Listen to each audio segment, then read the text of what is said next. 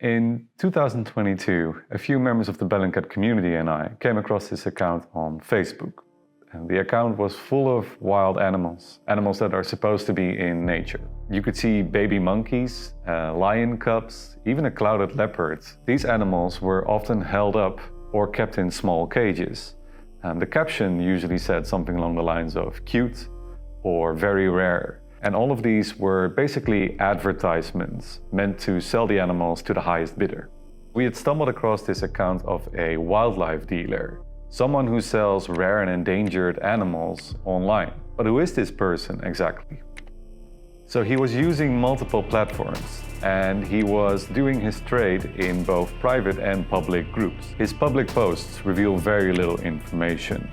You could not get any background details from the footage that he shared, which means that he was basically impossible to track. This meant for us that we couldn't let this case go.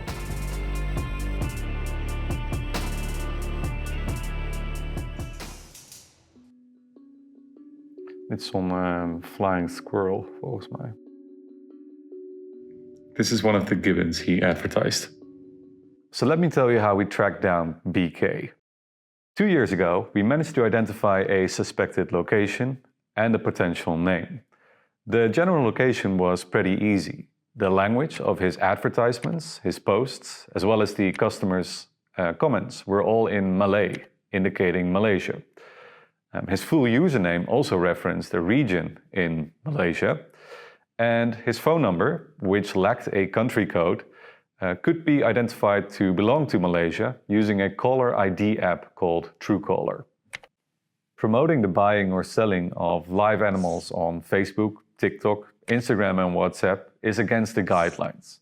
In Malaysia, selling animals online without a license can be punished with jail time up to 5 years. According to Malaysia's Wildlife Conservation Act, the clouded leopard is a totally protected species.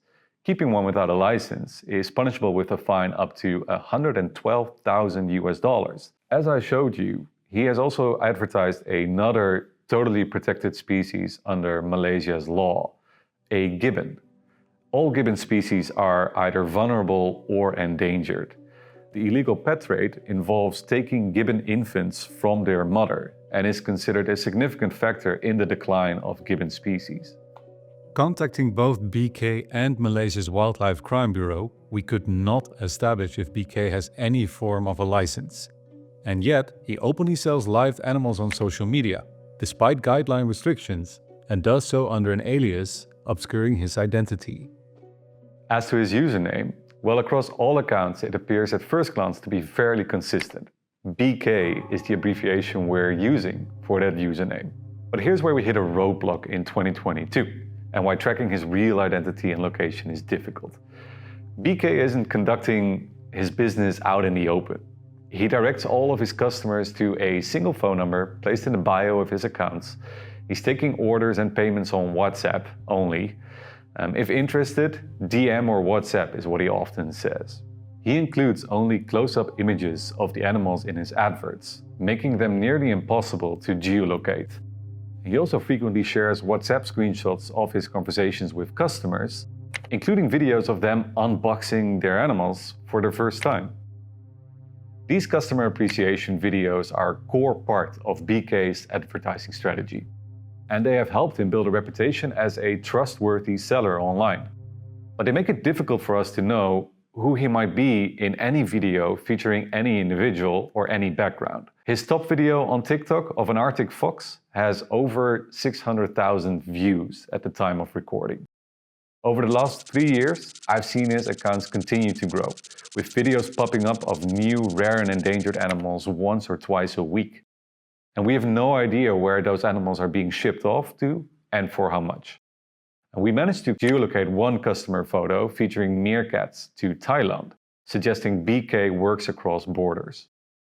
We were still digging through his profiles for clues when our Discord contributors Darcy White, Chris Osik, and I together noticed something interesting. Running through older posts on his Facebook profile from January 2016, BK was tagged by another Facebook user as a different account. We call this account Noor Hasni B. Hovering over this tagged username, a pop-up appears, displaying the profile, BK. But this isn't the only time. We found earlier comments on BK's profile where this occurs multiple times. Wherever the username norhasnib is tagged, hovering over it reveals the profile BK. So could BK be this norhasnib? BK typically only posts animal adverts on Facebook, but in 2016 he made 5 posts in a single month about G-Shock watches. When searching variants of norhasnib, a PDF file hosted on the G-Shock Fan Club Malaysia website pops up. This document lists dozens of club members who signed up between 2015 and 2017. Among them, the username norhasnib was listed alongside the full name Mohammed Ridwan bin Nourizam. But who is Mohammed? The name Mohammed Ridwan also popped up when going through BK's Facebook profile. In 2011, a Mohammed Ridwan, who is using the alternative name Putra Klang, which roughly translates to Prince of Klang, posted a Facebook Live event marking their first meeting with BK, who, as multiple comments suggest, was known at the time as norhasnib. Following their mutual past posts, we suddenly realized that norhasnib and Putra Klang, Mohammed Ridwan, had children together. This is where it gets good. In 2014, 3 years after they met, Putra Klang, or Mohammed, began posting wildlife adverts very similar to BK's advertisements now. Breaking that relationship down, we start to see patterns. First, in 2010, Putra joins Facebook. In 2011, he makes a Facebook Live event meeting his partner, norhasnib. In 2014, Putra's page suddenly becomes about posting animal adverts. A year later, he stops. And in January 2016, Putra stops posting entirely and BK begins posting similar animal advertisements. It looks as if BK might have taken over his partner's username. So we think we have his name, Mohammed Ridwan. But what about where he operates? Where are the animals kept? This is where we got stuck. Malaysia is a large place, and we wanted to find his exact location. Cue an angry customer. Sometimes in open source research, you just get lucky. People fill in that missing puzzle piece for you. In BK's case, that puzzle piece came in the form of a customer complaint. I found a post from 2023. One ex-customer had shared screenshots of their WhatsApp conversation on Facebook. The customer claimed that he paid BK for an animal that never arrived. BK's reply says there were issues with the delivery, but after much back and forth, BK stopped responding, at which point the customer threatened to go viral with BK's details.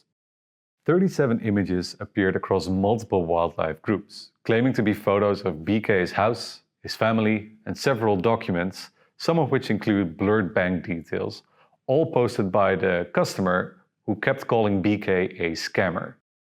The name listed in the complaint? Mohammed Ridwan bin Nourizam. Within the post, the customer appeared to confirm a lot of her findings, like BK's real name, and that he was using his wife's old Facebook account. The customer also figured out BK's address and contact details via his direct messages with him. That's how he managed to take photos of BK's house. Despite not sharing the address and blurring the house number, we used the photos the customer shared to geolocate the property to a specific address in Klang, Malaysia. A cage, visible in both Google Street View of the property and a photo posted by BK in his Exotic Animals Facebook group, also match. The cage is white in 2019 and painted pink by 2024, but small details confirm it is the same cage. We then matched this same house and geolocation to a selfie posted by Putra Klang on Facebook in 2013. Here's the geolocation of Mohammed Ridwan outside what appears to be a key location in his operation. So now we could pinpoint that these profiles were seemingly linked to a probable wildlife dealing operation. It was time for us to reach out to the platforms. After we contacted them, TikTok took down his initial profile. His biggest audience was gone in one swoop. A few days later, a new account appeared, BK Mark II. We also reached out to Meta, where BK started his trade. A few days later, his various Facebook and Instagram pages disappeared. They responded, "We strictly prohibit ads and content that attempts to trade, sell, or buy endangered species, and we've removed the Facebook and Instagram content and accounts that violate this policy." BK did not respond to any of our requests for comment, including whether he operates with a license or not. But after showing BK's adverts to a wildlife cybercrime expert, who was immediately alarmed at the conditions in which the animals were being kept, we contacted Malaysia's Wildlife Crime Bureau with our findings. It's unclear how many rare and endangered animals BK has seemingly managed to sell over the 11 years he had been posting adverts. What keeps these businesses running is the customer bases willing to take in wild and possibly mistreated animals. If you want to learn more about this wildlife trade, you can read my full investigation and other stories like this on Bellingcat.com.